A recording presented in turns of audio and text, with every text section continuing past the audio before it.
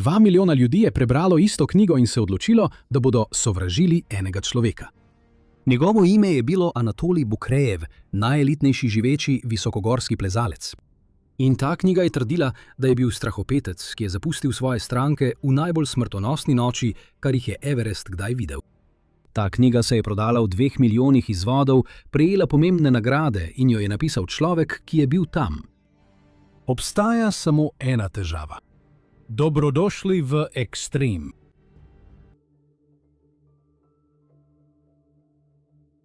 Okoli 13:07 popoldne, 10. maja 1996, je ta 38-letni kazahstanski plezalec po imenu Anatolij Bukrejev stopil na najvišjo točko na zemlji. Zabil je svoj cepin v sneg in za trenutek samo stal tam, ter z grozo opazoval, kar je videl.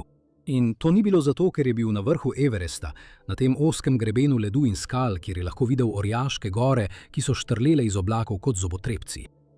To je bilo zato, ker je daleč pod seboj, razporejene vzdolž grebena, ki vodi proti vrhu, videl ducate plezalcev, ki so še vedno plezali.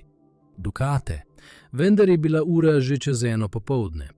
Anatolij je bil sam nekonvencionalen plezalec, vendar je celo on vedel, da je eno pravilo na Everestu, ki ga nikoli ne smeš prekršiti.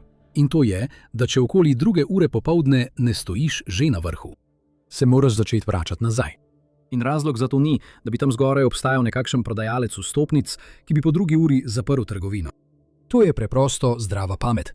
Sonce v Himalaji zaide okoli 18. ure. In ko zaide, se zelo hitro stemni. Če dosežeš vrh kasneje kot ob tej uri, obstaja velika verjetnost, da se pred sončnim zahodom ne boš varno vrnil v tabor. In kot si lahko predstavljaš, biti ujet v temi na najvišji gori na svetu ni ravno nekaj, kar bi si kdo posebej želel. A plezalci, ki jih je Anatolij opazoval spodaj, ob 1 uri popoldne niso bili niti približno blizu vrha. S tem tempom bi imeli srečo, če bi bili tukaj gor do 4 popoldne. Zakaj so torej še vedno plezali? Kaj za vraga so si mislili? No, niso ga plačali, da bi ga to skrbelo. Anatolij je bil najet kot plezani vodnik strani Scotta Fisherja iz Mountain Madness, enega izmed moških, ki so v bistvu organizirali to celotno odpravo. Njegova naloga je bila pomagati plezalcem iz te odprave varno doseči vrh. In tako je naslednjih 90 minut počel prav to. Spustil se je dol, videl enega ali 2 plezalca, ki sta se resno trudila priti gor, se pripel zraven njiju in ju praktično potegnil preostanek poti do samega vrha. Pomagal jim je tudi narediti fotografije na vrhu, saj kdo si ne bi želel imeti slike na vrhu sveta. To je bilo vse precej standardno vodniško delo za Anatolija, vendar ob 14:30. 10. maja 1996 se je odločil narediti nekaj, kar bo kasneje veljalo za eno najbolj nepremišljenih dejanj, ki jih lahko naredi gorski vodnik v zgodovini Everesta. Obrnil se je z vrha in začel se stopati. To ni imelo nobenega smisla. Vsaka večja zahodna komercialna odprava tukaj na Everestu je imela preprosto filozofijo, da gorski vodniki ostanejo s svojimi strankami ves čas vzpona in ves čas sestopa. Mislim, celoten razlog, da ljudje plačajo bogastvo, da pridejo tja gor, je ta, da imajo izkušenega človeka ves čas ob sebi in vodniki to vedo. Ampak Anatolij preprosto ni hotel kar čakati. Ne da bi komu povedal, se je začel spuščati po tej neverjetno ozki grebenski poti iz ledu in kamnin, ki je bila vrh Everesta. Pot na nekaterih delih tega grebena je komaj kaj širša od tvojih 2 stopal. Če zdrsneš in padeš na levo ali desno, padeš več 1000 čevljev v globino. Po sredini tega grebena poteka ena sama tanka vrv, pritrjena na led. Plezalci si med vzponom pripnejo plezalne pasove, da se zaščitijo pred padcem. In običajno ta ena sama vrv deluje kot enosmerna cesta, saj se vsi počasi in mukoma premikajo navzgor v skupini, nato pa se po urah ta skupina premakne navzdol. Toda Anatolij se je tisti dan premikal proti toku, kot divji voznik, ki vozi v napačno smer skozi prometni zastoj umirajočih ljudi. Tako je moral Anatolij vsakič, ko je srečal stranko, ki se je vzpenjala navzgor, medtem ko se je sam spuščal, popolnoma se odpeti z varnostne vrvi, se izogniti stranki in se nato ponovno pripeti. To početje znova in znova je zahtevalo ogromno fizičnega napora, ki bi ga, iskreno povedano, lahko uporabil za to, da bi svoji ekipi dejansko pomagal doseči vrh. Zdaj, ne vem za vas, ampak jaz bi bil popolnoma besen, če bi bil tisti plezalec, mimo katerega je šel. Tukaj se dušim. Na hrbtu nosim to nerodno, težko, kovinsko jeklenko s kisikom, medtem ko se borim za vsak centimeter ledu. Le da pogledam gor in vidim tega človeka, ki naj bi me spodbujal prav na tem zadnjem odseku, kako praktično drsi po gori kot Fred Astaire, ki hodi po stopnicah. Človek, počutil bi se, kot da me je tip, ki sem mu pravkar plačal celo bogastvo, da me zaščiti, pravkar pustil umreti. Ampak Anatolij se ni zmenil za vtis. In ker je bil sam in ni nikomur pomagal, se je premikal neverjetno hitro. Bil je tako hiter, da je bil 10. maja ob 17. uri že varno nazaj v taboru 4. Mimogrede, tabor 4 na Everestu sploh ni pravi tabor, kot bi si ga ti ali jaz predstavljala. V bistvu je to le ravno pusto mesto med dvema gorskima vrhovoma. Ampak imel je šotore. Na 8000 metrih je to dovolj. Ko je Anatolij prispel v tabor 4, je odprl zadrgo na šotoru, se splazil noter, da bi se končno umaknil pred ostrim vetrom in se takoj začel sproščati. Prižgal je svoj majhen gorilnik in začel topiti kose snega, da bi si pripravil vroč čaj. Vsakemu, ki bi ga opazoval, bi se zdelo, da misli, da je njegovo delo opravljeno. Vse, kar je moral zdaj narediti, je bilo, da se je usedel, ostal na toplem in počakal, da bi preostanek odprave nekako našel pot zgore in se opotekal v tabor. Toda ko je Anatolij sedel tam v relativnem miru svojega šotora in poslušal brnenje svoje male peči, se je nebo zunaj začelo spreminjati. Ko je nekaj minut po 5:30 pogledal ven, je veter začel silovito udarjati po najlonskih stenah. Snežni naleti so padali vse hitreje in hitreje, nebo pa je hitro postajalo modrikasto, nenaravno sivo. Vsa kri mu je morala popolnoma odteči z obraza. Točno je vedel, kaj to pomeni. Najhujši možni izid, ki bi se lahko zgodil plezalcem, ki jih je pustil tam zgoraj, se je prav v tistem trenutku že dogajal. Lahko bi rekli, da je gora kaznovala njega, ker je šel dol prezgodaj. A resnica je, da je bila ta nevihta le povod za veliko temnejšo polemiko, ki bo zavedno omadeževala celotno to plezalno sezono. Da bi razumeli, kaj je pripeljalo do vsega tega, se moramo vrniti nekaj mesecev nazaj. Do pomladi leta 1996 se je plezanje na Everest spremenilo. To je postalo zelo komercializirano početje. Kdorkoli je imel $65,000, si je lahko v bistvu kupil pot na goro. To je pomenilo, da tiste sezone vsi klienti niso bili izkušeni alpinisti. Bili so premožni strokovnjaki, pripadniki visoke družbe, zdravniki in novinarji in pričakovali so vrhunsko osebno obravnavo. Pričakovali so, da ne bo šlo nič narobe. Toda leto 1996 je bilo sezona, ko je šlo vse narobe. Neusmiljene nevihte so tedne pustošile po vrhu.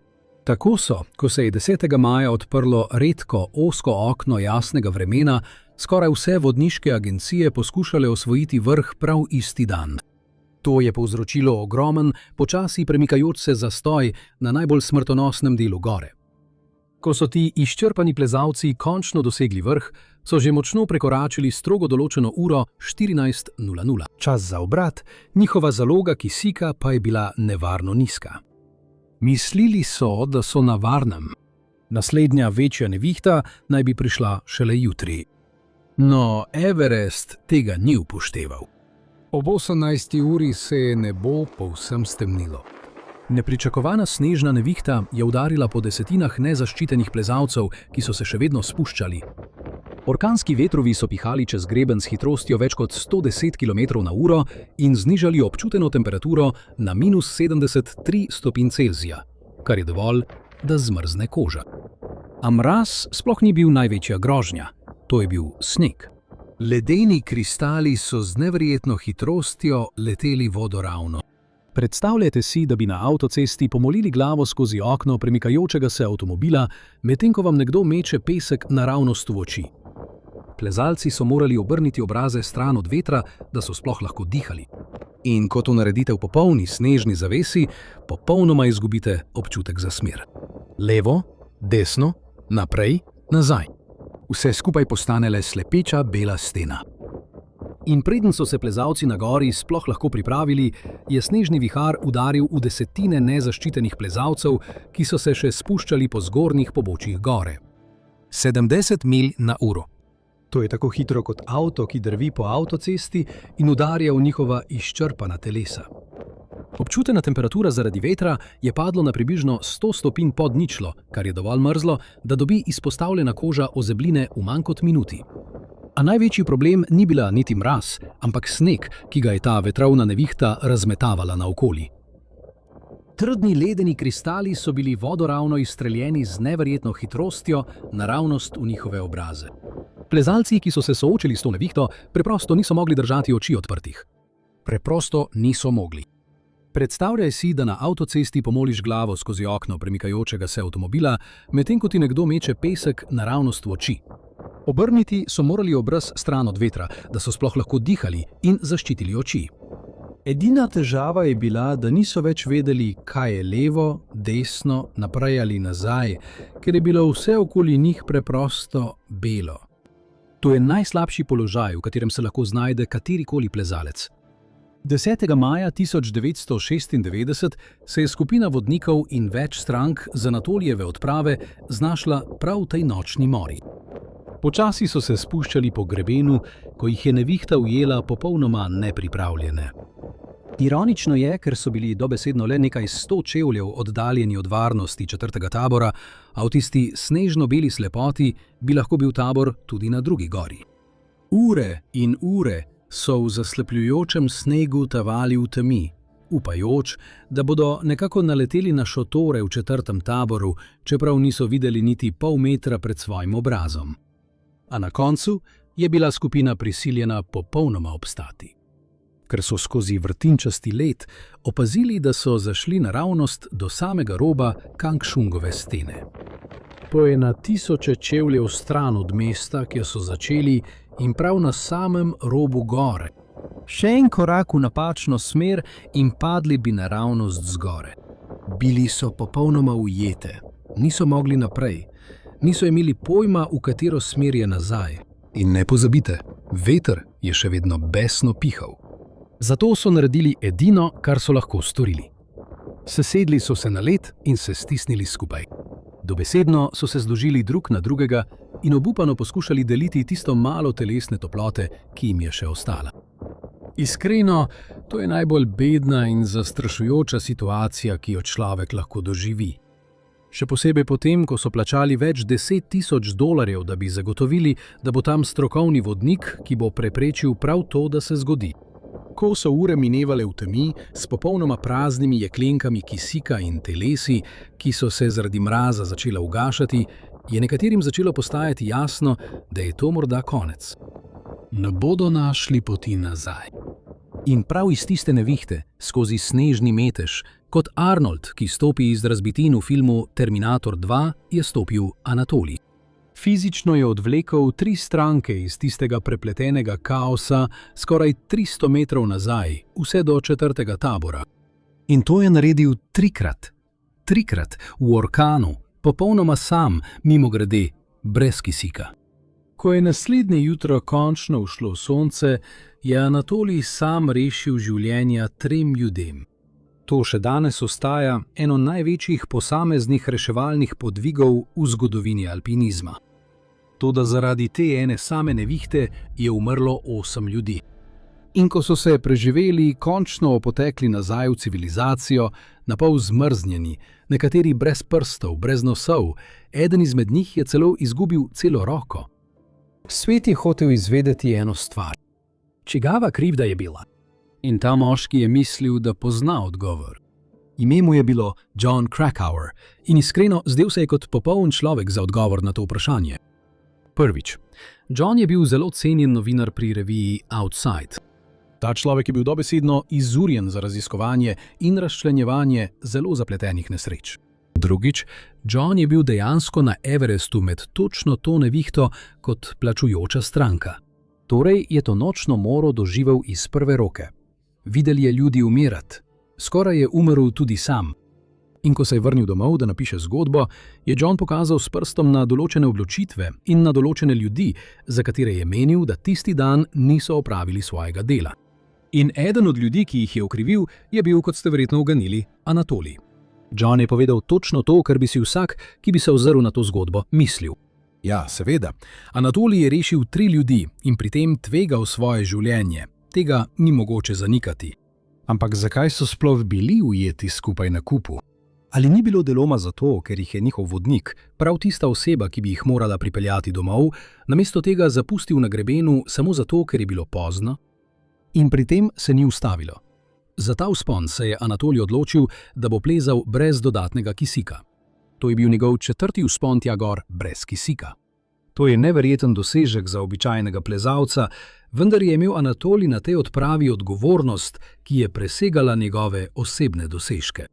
Njegove naloge so tam zgoraj zahtevale dodatno moč. Dodatno moč, ki jo plezalcem na teh višinah daje le kisik iz jeklenk. In glejte, ko ste plačani $25,000, da ohranite ljudi pri življenju, odločitev za plezanje brez dodatnega kisika. Ko bi mu to zagotovo omogočilo bolj jasno razmišljanje in pomoč več strankam, je bilo po Johnovem mnenju to arogantna, strahopetna napaka. Neverjetno je, kako hitro se je ta trditev razširil. Johnov članek je bil tako priljubljen, tako strasten, da je svoje doživetje hitro razvil v knjigo, ki je izšla naslednje leto. Imenovala se je V redkem zraku in je še vedno ena izmed najbolj priljubljenih pustolovskih knjig, kar so jih kdaj napisali.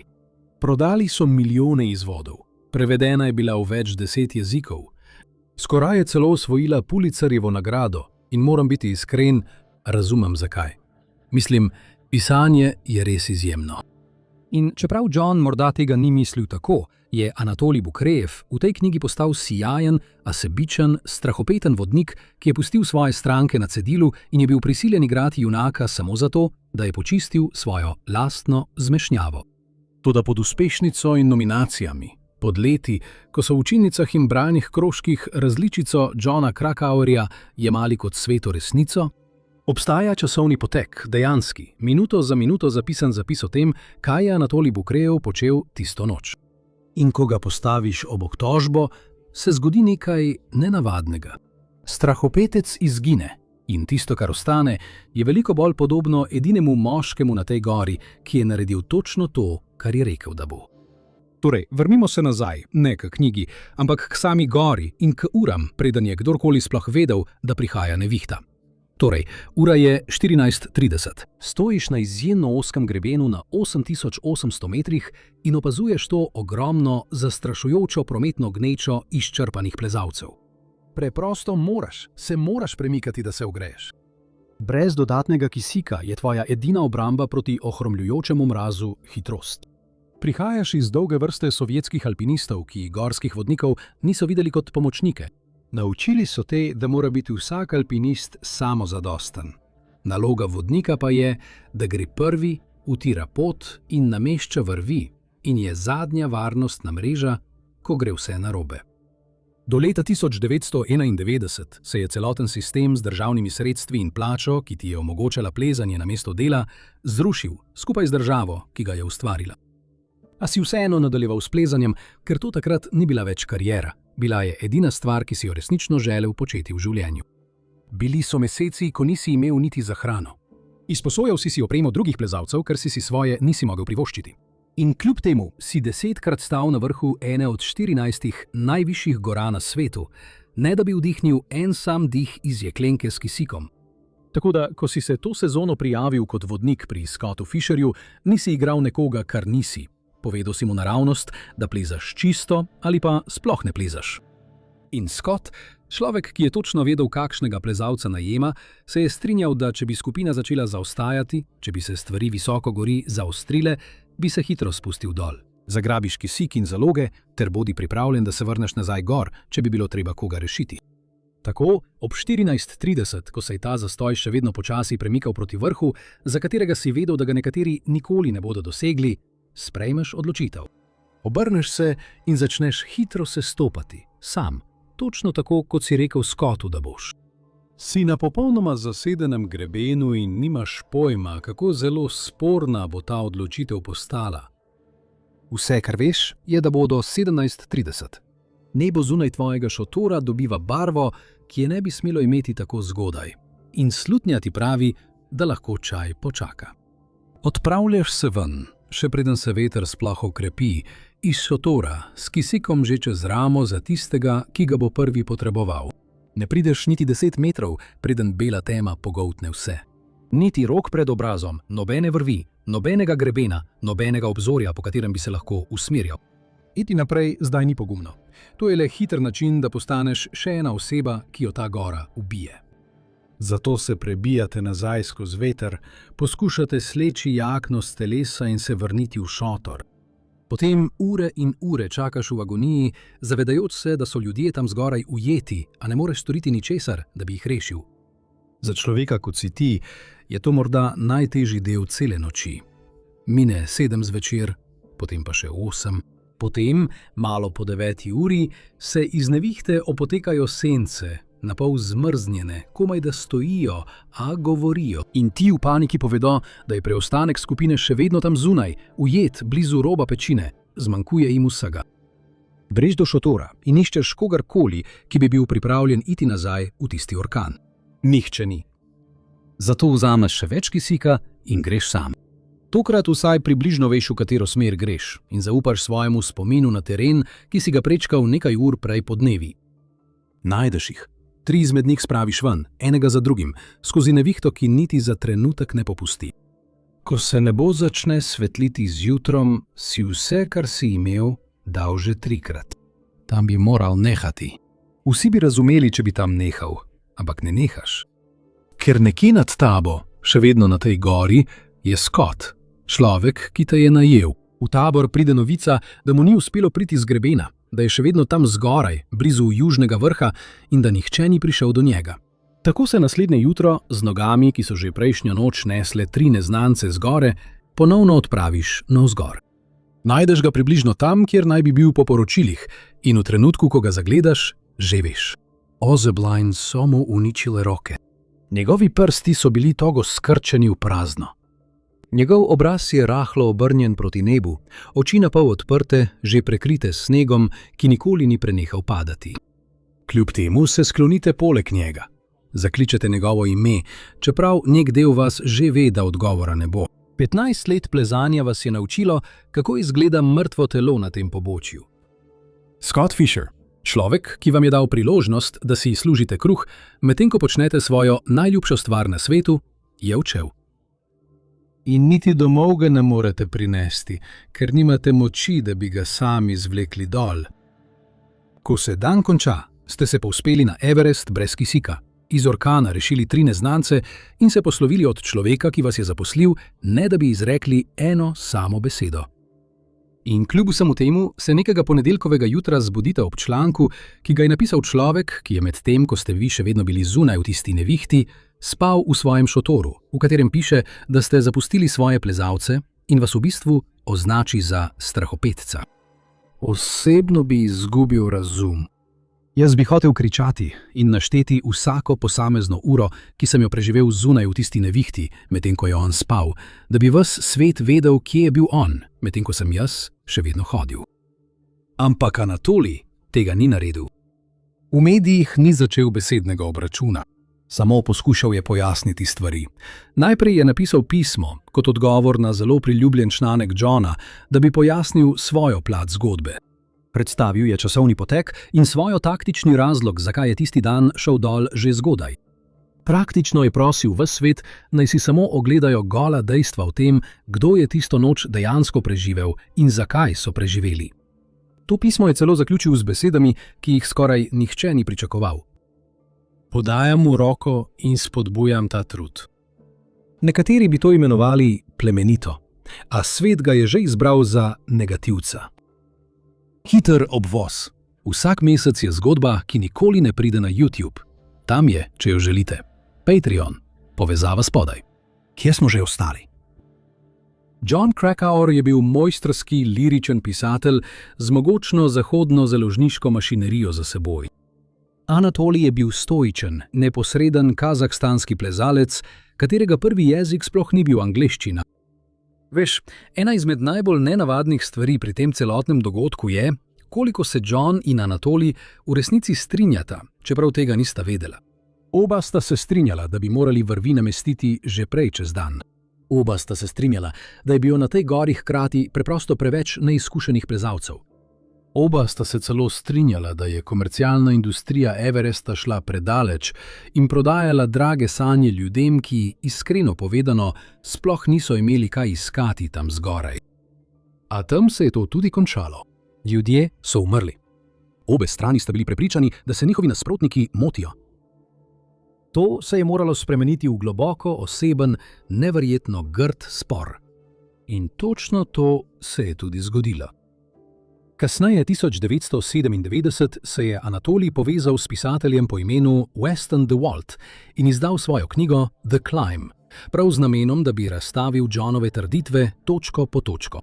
Od tam naprej sta John in Anatolij začela javno izmenjevati ostre, zelo tehnične pisma uredniku v reviji Outside. Postalo je tako napeto, da se je John dejansko vrnil in posodobil pripise v kasnejših izdajah knjige V tankem zraku, samo zato, da bi nasprotoval Anatolijevi knjigi.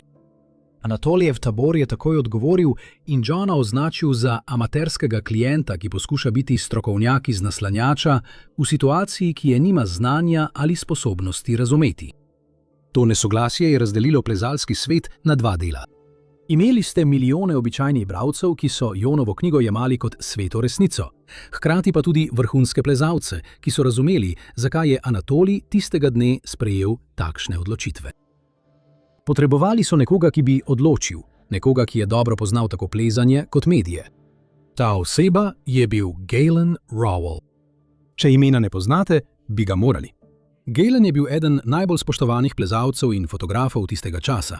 30 let je dokumentiral prav takšne odločitve na prav takšnih višinah pod pritiskom.